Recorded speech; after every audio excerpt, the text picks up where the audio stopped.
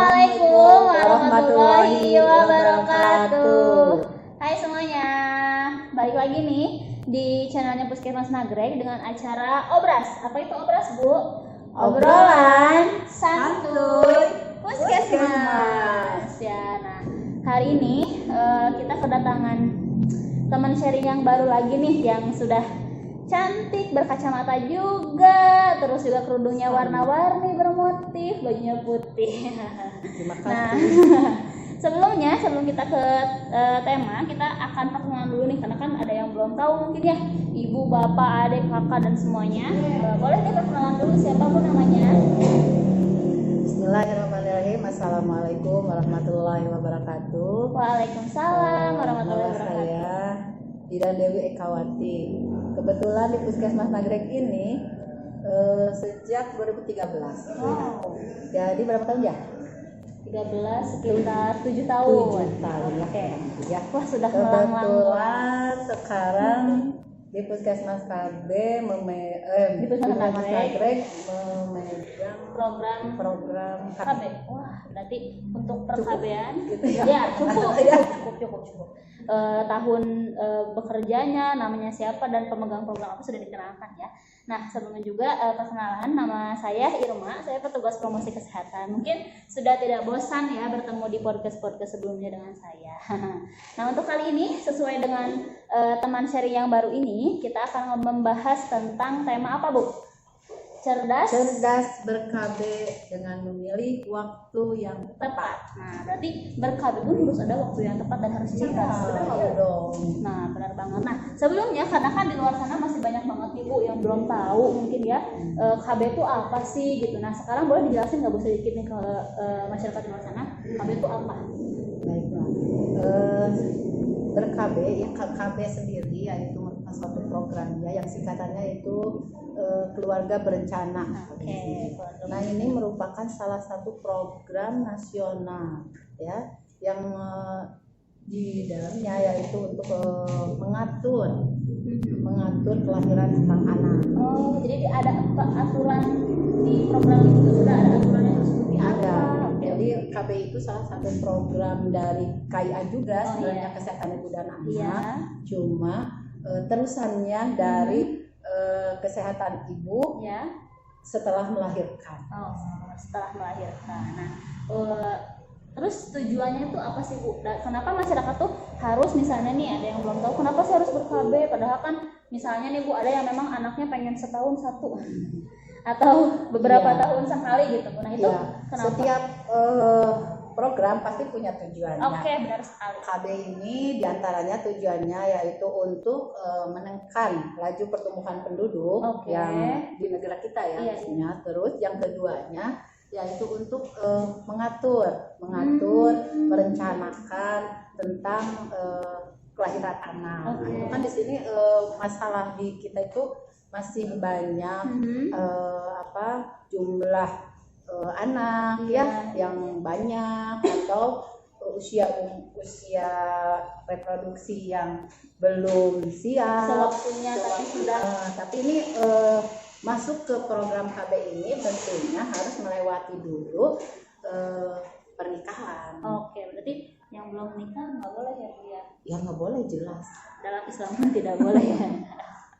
Nah, berarti itu ya tujuannya, salah satu untuk menekan angka pertumbuhan penduduk, karena kan emang Indonesia ini udah begitu banyak sekali ya, Bu ya. Terus perekonomian. Terus ada satu lagi untuk menekan angka kematian ibu dan kematian bayi. Oke. Salah satunya ya itu karena dari hasil penelitian, Ya. hasil data yang terkini, hampir 126 per 100.000 kelahiran hidup ya. Nah, di situ hampir 25% angka kematian ibu. Iya, Terus iya. angka kematian bayinya sekitar 10-15%. Nah, dengan adanya latar belakang seperti itu, tentunya dari program KPR pun nanti akan membantu supaya angka kematian ibu dan kematian bayi itu menurun. Oke. Nah, berarti kenapa sejauh ini masalah ini diangkat? Karena permasalahannya seperti sekompleks itu ya, Bu ya. Nah, oke. Nah, terus dari permasalahan yang seperti ini, Bu ya, kan karena balik lagi ke tema cerdas, ber-KB dengan waktu yang tepat. Iya. Nah, Kak ada yang belum tahu nih, waktu yang tepat tuh kapan sih Bu dan gimana sih penjelasannya gitu? Boleh dijelasin Bu? Baik, kalau waktu yang tepat pasti yang pertama kita berasumsi waktu setelah menikah. Berarti KB itu harus sudah Menikah menikah. dulu, syarat Oh, pertamanya ya. ya. Kedua, Yang kedua, di KB itu waktu yang paling tepat sesaat setelah melahirkan. oke, berarti Karena apakah program KB ini lanjutan. Oh, Juga kan iya, tidak ada KB sebelum terjadinya kehamilan. Nah, gitu ya. Apakah perencanaan apakah nanti punya Atau sebelum merencanakan anak. iya. Ya. Jadi gimana tujuannya ya Bu ya? Ya. Kembali ke tujuan. Terus yang ketiga, Ya. ya kembali tadi berhubungan dengan tujuan. Jadi ada fase. Nah, tujuan kita mau apa nih? Menunda kehamilan, Ya. mau menjarangkan kehamilan, ya, atau tidak punya anak lagi. Atau yang Nah, sudah jadi menopause waktunya gitu ya nanti ada waktu-waktu yang tepat. Nah, kita kembali lagi ke kita kan. Iya. penilaiannya. Terus yang keempat, waktunya ada saat menyusui atau tidak menyusui. Oh, nah Nah, itu seperti apa diantaranya perbedaannya? waktu-waktunya seperti itu. Nanti kan kalau menyusui jelas itu misalkan ada anak, ada bayi. Nanti pilihan KB-nya mau metode kontrasepsi apa gitu. Tapi yang intinya waktu yang paling tepat itu tadi saat persalinan. Jadi lebih baik 0 sampai 42 hari masa nipasnya. Nah, itu ber-KB begini lebih bagus. Tapi untuk pemilihan kontrasepsinya mungkin nanti ada sesuai kondisi diri ya, kondisi masing-masing ya. Oh gitu. Jadi ada fase per berapa bulan, per berapa tahun tuh ada Bu apa penggunaan kontrasepsinya dan lain sebagainya. Ada.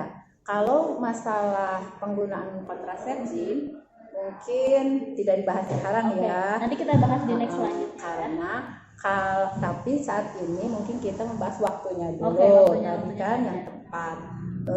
Jadi sebelum untuk menentukan pilihan metode kontrasepsi, kita tahu dulu ini teh kita nih kalau misalkan contoh udah punya anak belum? Lagi. Sedang hamil, alhamdulillah Iya. Karena sebelum nikah tidak ber-KB. Tidak. Karena sudah siap Untuk mempunyai dede. Sudah berapa tahun? 24 tahun. Ya cukup. Nah, karena waktu juga menentukan usia juga ya Bu ya, karena waktu yang tepat dilihat dari usia itu yaitu usia reproduksi. Itu antara berapa 20 sampai 35. Tapi di kita nyatanya ternyata banyak di usia di bawah 20 tahun sudah menikah atau sudah melahirkan ya dengan berbagai permasalahan yang kompleks gitu ya. Nah, sebenarnya tidak menjadi suatu hal yang tidak boleh atau gimana ya, tetapi lebih ke cobalah dengan cerdas kita untuk menjalankan keluarga supaya keluarga kita itu tetap aman, tetap harmonis. Karena kalau menjalin pernikahan, KB atau ya kehamilan sampai KB sampai ngurus anak, sebenarnya itu tidak terpisahkan. Kalau sudah menikah. Jadi kita itu harus berusaha terus untuk memperbaiki keluarga, menyehatkan keluarga dari kita, keluarga dan lingkungan sekitar. Karena tidak akan berdiri sendiri. Semuanya saling berkesinambungan. Nah, berkaitan dan berkesinambungan. Bagus banget. Sebenarnya mau ada kaitannya dengan kalau nggak salah bahasan minggu kemarin ya tentang KIA. Benar ya. Nah, di situ kan juga 4T ya. Sebenarnya ya itu bagus ya waktu itu ya, karena usia terlalu muda, terlalu tua ya banyak anak. Prinsipnya dalam ber-KB itu sebenarnya lagu lama 2 anak cukup. Tapi sekarang tidak. Apa dong sekarang Bu? Nah, kalau sekarang generasi muda harus menuju cara baru untuk generasi yang baru. Oh, jadi jargonnya udah beda dari yang dulu ya? Ya, logonya bukan maaf ya, kalau program KB ini kebetulan ada badan khusus yang mengelola Iya. tentang keluarga berencana, Iya. yaitu BKKBN. BKKBN. Jadi kalau misalkan permasalahan KB, sebenarnya di puskesmas hanya sebagai pelayanan ya untuk pelayanan masyarakat, apakah menggunakan metode kontrasepsi apa ya, terus nanti ada checklist sesuai dengan medisnya. Nah, tetapi langkah awal itu biasanya oleh penyuluh-penyuluh kesehatan yang ada di BKKBN atau puskade ya di daerah. Nah, ke puskesmas itu sudah waktunya untuk mengaplikasikan. Kalau misalkan di daerah sudah ada yang memberikan informasi yang lebih awal, cuma tinggal kalau misalnya ada yang tidak mengerti atau merasa kurang sehat atau misalnya perlu konseling lebih lanjutan, boleh di puskesmas juga gitu. Dan pelayanannya pasti harus di puskesmas karena di lapangan sama penyuluh KB atau tim PTKB tidak ya, tetap berkoordinasi gitu ya dengan petugas kesehatan. Nah, seperti itu ya informasinya. Nah, berarti tadi ya Bu, kita ulang lagi, takutnya ada yang lupa nih. Tadi berarti cerdas ber-KB dengan waktu yang tepat itu yang pertama pasti sudah menikah. Harus menikah dulu. Yang kedua, tujuannya ya Bu ya? Iya. Kembali ke tujuannya, untuk apa? Untuk yang menunda, menjarangkan atau tidak. Yang ketiga, pasca salin. Yang terakhir itu menyusui dan tidak menyusui. Seperti itu ya. Jadi informasinya seperti itu. Ada tambahan lagi tidak Bu sebelum kita tutup? Tadi ya masalah yang lagu lama, anak cukup tidak. Nah, kalau logonya sendiri sekarang logo kamu itu sudah beda. Jadi ada logo hati, ada logo kupu-kupu. Nanti mungkin tampilin ya di saya kita. Nanti tampilin sama editornya.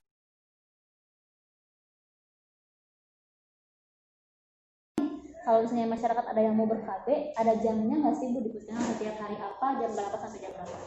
Ada. Kebetulan harusnya di puskesmas itu setiap hari buka, ya harusnya. Tetapi karena kita SDM juga terbatas, karena kita itu puskesmas dengan 6 komponen, jadi bidan-bidan yang ada di puskesmas Nagreg harus diatur shift. Ya.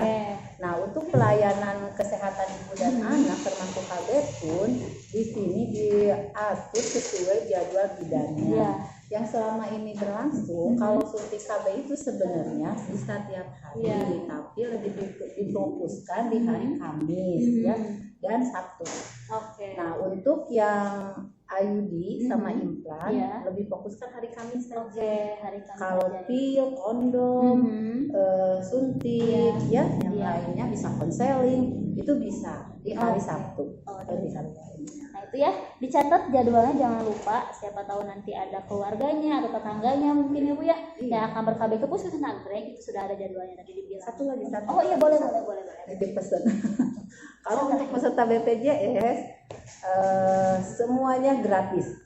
Gratis. Tidak ada pungutan sepeserpun. Namun kewajibannya harus dipenuhi. Apa tuh Bu kewajibannya? Harus membawa persyaratan. Minimal kartu BPJS sama KTP sama KK. Udah difotokopi tiap berkunjung membawa satu. Kalau khusus pelayanan KB ya. Tapi kalau yang berobat jalan biasanya tidak cukup, yang asli aja diserahkan ke pendaftaran. Tapi kalau yang KB harus disertakan fotokopinya. Lalu bukti ya. Ada lagi Bu sebelum kita tutup? Cukup ya.